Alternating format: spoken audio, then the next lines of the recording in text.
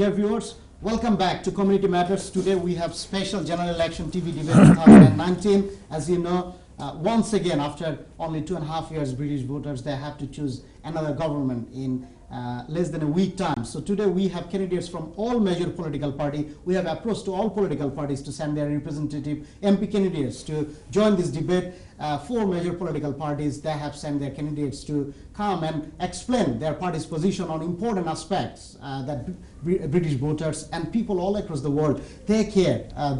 We want to see a global Britain. We want to see Britain standing up for democracy, human rights, and many other climate change and many other important issues. So you can join, all of you can join this debate by our Facebook page, Facebook NTV Europe. You can also watch it live on our website, NTV Europe, our website. Those of you who have joined us on this segment, may I introduce our 4 guests today. I have Afsana Begum from Labour Party. I have Howard Berlin from Conservative Party. I have Shahrar Ali from Green Party. And I have Michael Fox from Liberal Democrat. Thank you all 4 of you for joining us today and explaining your party positions on different important issues. We finished on Brexit, and if I remember correctly, Mr. Michael Fox, you haven't finished your statement. You haven't made yourself clear or your party's position clear in front of our audience. So if you start once again, please. Thank you. So, as I was saying, the Liberal Democrats are a pro-European party. We believe that Britain is strongest in Europe when we're working closely with our allies. The Conservatives want to inflict a damaging Brexit to make us all poorer, and the Labour Party have finally agreed a position on how they want to manage the process, but not on actually whether they're pro or anti-Europe. Right. The Liberal Democrats, if we were elected and formed a majority government, would stop Brexit on day one. You want to stop Brexit? That means people, those who have voted for leave, what would happen to them? I mean, is it not quite insulting, humiliating for them? Is it not completely against democracy? We are going into a general election, and everybody in the country is going to be able to vote in this election. As Liberal Democrats, we're saying, if you want to stop Brexit, then vote for us. This is a democratic exercise, and we are asking for a democratic mandate to carry out our policies, the same as any government does in any election. Right, but don't you think this will rather polarize? This will make the whole politics more toxic if you want to revoke Article 50. The country is already polarised. The Conservatives have split the country down the middle. But this will ignite more. I mean, we're asking for that mandate to do this. This is how we move on. The country has been crippled by a Conservative government that's delivered no real policies for the last 3 years. We want to end the chaos and move on, deal with the much more important issues that our country is facing. Okay, thank you so much. Shahrar Ali from Green Party. What is Green Party's position on Brexit? So the Green Party is pro-European. We would campaign for Remain if there was a second referendum. So you support a second referendum? Yes. Some people call that confirmatory referendum or a people's vote. We were one of the founders of that idea. But I think what you've yourself exposed is the unfortunate democratic hypocrisy of the Lib Dems. I think it is very much one step too far. It's one thing to ask for a second referendum, and I think there are big problems with doing that, although we advocate that. It's nothing to say that if you were in government and had charge, you would unilaterally revoke Article 50, whilst acknowledging that the country is divided on this, and that you would seek that mandate from the country. In order to make them more divided? Right. So I think this is extraordinary. Right? That is smacking the teeth of people who voted Brexit, but they made themselves clear. Rightly agitated that it hasn't happened yet. So that needs to be acknowledged on all sides. That's just a fact. The Labour Party campaigned for a referendum in 2016. The Lib Dems campaigned for a referendum in 2016. Guess what? The Green Party campaigned for a referendum in 2016. They didn't say only if the result goes our way. So that point has to be acknowledged on all sides. Now, for sure, we may say that there's been a lot of water under the bridge, a lot of things that happened. This is our second general election since, but a general election is not the same as a referendum. Right. Now, of course, we can campaign and we can say we still strongly believe and Remain as the Green Party does. There are many things that can only be done concertedly on international grounds across borders, especially climate change. So if we get another bite of the cherry, of course, we will be campaigning for Remain. But there should be no illusion and no doubt that this is a highly democratically problematic situation, and that is not being acknowledged other than by the Green Party. Right, thank you. How do you respond to that? I can't accept that. A general election is a democratic exercise. Well, it is not a referendum, is it? It is not a clear choice, yes or no. There are many other issues involved. As for example, 2 weeks back, people were only concerned about Brexit, but nowadays they are also concerned about many other important aspects. As for example, National Health Service, climate change, housing, security, and many other aspects. So this is not a yes or no answer. So, of course, there are lots of questions So, asked in a general election, but the Liberal Democrats are proudly pro-European. We believe We that people. understand that. We believe that people should vote for what they want. No, we a understand. referendum is a process which we would support, but it's not a policy. We believe in Europe, and we want to stay in Europe. Right.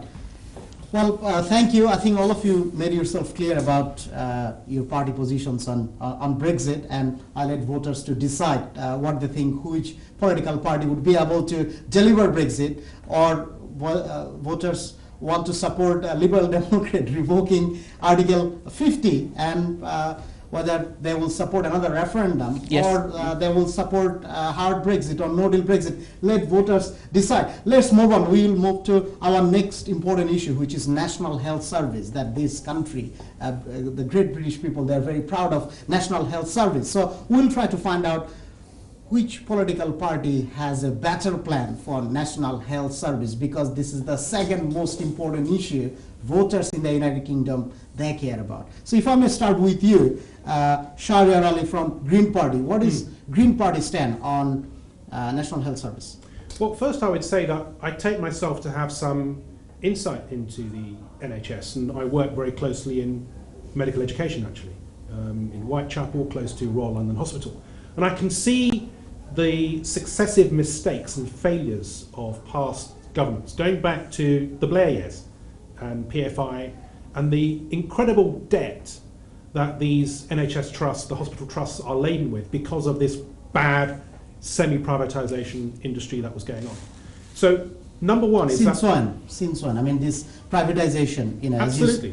Because of this privatization. But was it just done by Conservative Party, or was it done by the Labour Party as well? Of course it was, and that's the point I've just made, I hope. So what would the Green Party be doing? So we need to protect and ensure that the National Health Service is properly funded and is not privatised, because we can see that that is the main problem and the goal of all the other parties. No matter what they're saying, their track record proves otherwise. And if you take the Conservatives in particular, there is something called the Transatlantic Trade and Investment Partnership, which the United States in particular has been trying with the European Union, and because we were somewhat insulated and protected by the European Union, bargaining together, we have been able to stave off that particular initiative. But if it's a Brexit deal, other people have remarked, then it's open season on all the assets and all the services, that the provision of the National Health Service, and that is something that has to be avoided. Thank you. Thank you very much. Howard Berlin from Conservative Party. Open season for American companies to, do whatever they want to do when it comes to privatization of NHS. They have been looking for this deal for a long time, and Donald Trump, number of times, US, they made their position quite clear that National Health Service may be part of the trade post-Brexit Britain-USA trade deal. So how do you respond to that? So we saw the debate between Boris and Jeremy Corbyn on this issue. It's debunked. It's not going to be privatised, and it's actually, I think it's the last throw of the dice of the Jeremy Corbyn tactics in this general election. He's losing the election, and he thinks by scaring the people it's going to be privatised. He may win, may get some votes from that, and people are really seeing that actually this is not the case. I'm proud of the NHS, and the reality is, and the truth is, that all three parties had a great part in playing the conception of the NHS, whether it was the Conservative Party, the old Liberal Party, or the Labour Party. They all have a good track record, and every government has put more money into the NHS than the previous year, and that's a fantastic record. More money, but in the sort of money that you need, was it good enough? We clearly know that National Health Service is one of those areas that needs more funding. So I appreciate that Conservative Party has been investing more money, and they are planning to invest more money, but is it good enough considering the aging population? It is considering the demand on NHS. Is it good enough? Well, the pressures are clearly there, but we've just given 20 billion, which is the biggest cash boost to the NHS in its history. We were going to cut corporation tax by 2% from 19 to 17%. That's going to be an aim of the Conservative government in the future, but that's 6 billion extra that's coming in. And as an example, in East London, within 100 days of Boris becoming Prime Minister, we've got a new £400 million investment in Whipps Cross Hospital. That's a fantastic achievement. But what we need is the economy to grow, and from that we raise more revenue and more money can go into the public services, including the NHS. What I would say is the NHS is safe in Conservative hands, and I think it's better in Conservative hands. Thank you very much. Afsana Begum from Labour Party, what your party leader Jeremy Corbyn, Labour Party, you guys are quite clear that you want to focus more on National Health Service, and you are concerned about post-Brexit any trade deal with USA. So what is Labour Party's position on National Health Service and how this will be funded, whether it has been fully costed or not?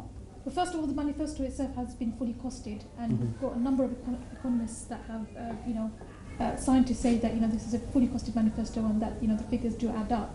And in terms of the NHS itself, we are very keen to end privatisation. And actually, yes, I acknowledge that in the last Labour government, there were the private finance initiatives, and we've learned from that. And definitely in this manifesto, we're making it an urgent commitment for us to actually end privatisation. So was it a mistake to introduce privatisation to some? I think we've learned from that. And I think that this, under Jeremy Corbyn Labour government, we definitely will be ending privatisation. And actually, it's not enough to say that it's not being sold off. It's not already privatised. Elements of the NHS are already privatised and commoditised.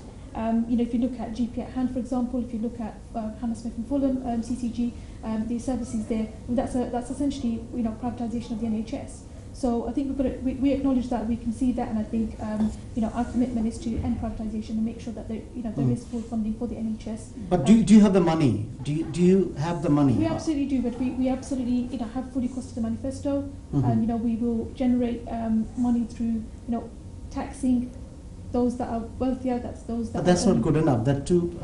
If you increase taxes for the top 1%, but that's not even good enough. We've got to understand that the NHS and NHS foundations are under a lot of debt, and that's partly as a result of the privatisation that has happened in yes, the previous government, but also increased and accelerated through the current government as well. So in order to address that, we've got to make sure that we do generate the income and the revenue to be able to address that, and that's what we plan to do. Right. Thank you very much. Michael Fox from Liberal Democrat. What is Liberal Democrats' position when it comes to National Health Service? Thank you. First, I'd just like to mention that it's important to note that the independent IFS has signed off the Lib Dem manifesto as being credible, whereas it's not been able to say the same thing about the Labour or the Conservative manifesto. We have a policy to introduce a penny on the pound income tax rise purely to pay for the NHS. That works as about a £7 billion increase in funding Liberal for the Democrat NHS. was part of coalition government. During that time, the austerity happened, and we know what happened actually. And the independent research, it shows that during that time there was actually real-time cut, not more money. How do you define when the coalition government started, the NHS funding was ring-fenced. It's in the last 3 years since the Conservative government took over as a majority government that funding has really declined. But we want to invest that funding back into the NHS. We acknowledge that we didn't get everything right in the coalition government, and we want to put that funding back in now. The penny on the pound income tax rise is there so that everybody understands that their money is going to the NHS so they can get the high quality care they need. Right. But if I may, I just want to highlight the risk that Brexit poses to the NHS as well. Leaving the European Union is a massive threat to our health service. We're dependent on workers from overseas. We've lost 5,000 nurses in the last couple of years from the European Union. We need to stop Brexit if you want to save the NHS. Thank you very much.